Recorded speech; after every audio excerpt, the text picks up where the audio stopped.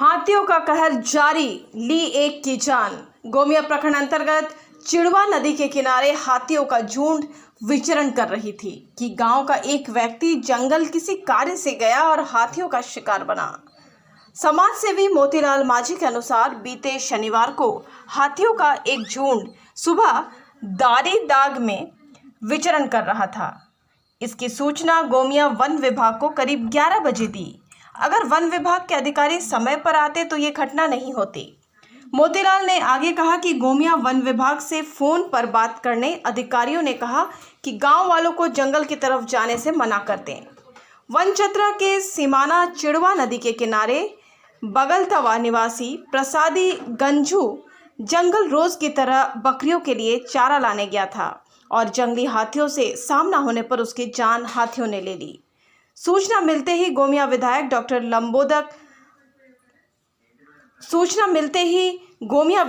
Doctor Lambodar Mahato मृतक के परिजन से मिलने के लिए गोमिया सामुदायिक स्वास्थ्य केंद्र पहुंचे एवं झारखंड सरकार और वन विभाग को पूरी तरह से लापरवाह बताते हुए कहा कि इन्हें लोगों के प्रति कोई संवेदना नहीं। अगर संवेदना होती तो समय रहते हाथियों को भगाने का काम होता। सरकार को चाहिए कि हाथियों के लिए एक स्पेशल कॉरिडोर बनाई जाए ताकि जान माल की सुरक्षा हो सके। जैसे इसको हाथी ने मार दिया सर। कब का घटना है ये? वो आज का घटना लगभग 3-4 बजे का घटना है। कहाँ पर यह घटना हुआ था? वो बनचतरा सीमाना चिड़वा नदी के पास हुआ था और जैसे हमको सुबह ही पता चला तो सुबह से हम वन विभाग वालों को फ़ोन किए हैं तो वो लोग हमको बोलता है कि गांव वाला जाके बोल दो वहाँ मत जाने के लिए। तो हम उतना फुर्सत में नहीं थे, हम जा भी नहीं पाए। ये लोग को फ़ोन करते करते हम थक गए। ये लोग लगभग 3-4 बजे पहुँचा मेरे पास। क्या वन विभाग वालों ने कुछ कार्रवाई की? अभी तो जो मौजा इसका अभी मांग तो होगा ही।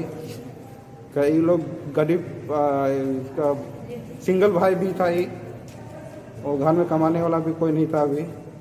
तो वन विभाग से तो मौजा मांग का तो होगा ही सर। ये कहाँ के रहने वाले? ये बागलातवा का पंचायत लोधी और थाना चातुर्जटी, जिला बोकारो जैसे। आपका नाम? जानिए, जान माल की क्षति हो रही है। अभी गोपो में मानकी महतो जी का डेथ हो गया। आज अगर वन विभाग के पदाधिकारी जाग के अगर यहाँ से जंगली हाथियों को बाहर भगाने का काम करते तो आज प्रसादी गंजू की जान नहीं गई रहती। तो निश्चित रूप से इस मामले में झारखंड सरकार भी लापरवाह है, संवेदनहीन है। वन विभाग के पदाधिकारी भी उतने ही संवेदनहीन है, उतने ही लापरवाह है।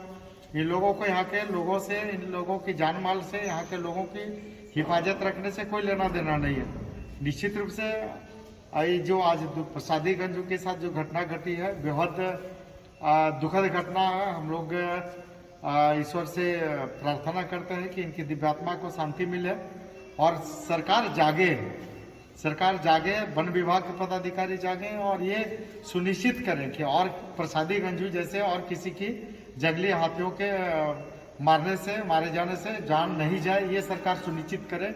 ये हम संदेश देना चाहते हैं। और भी सर कई राज्य है जो हाथी का आक्रमण से चपेटे में आते हैं, लेकिन इस प्रकार की इतनी ज्यादा घटना बिल्कुल क्या है ना कि और राज्य जो है ना, और राज्य समय से पहले जाग चुके हैं।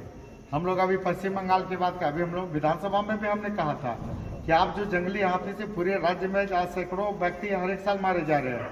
नक्सली हत्या से ज्यादा हाथियों से लोगों की जान चली जा रही है। तो हमने सरकार को सुझाव दिया था कि जंगली हाथियों से बचाने के लिए जंगली हाथियों को भी सुरक्षा रखे और आम जो जनता है उसको भी सुरक्षित रखे। इसके लिए हमने जंगली हाथियों के लिए एक स्पेशल कॉरिडोर बनाने की मांग की थी सरकार से।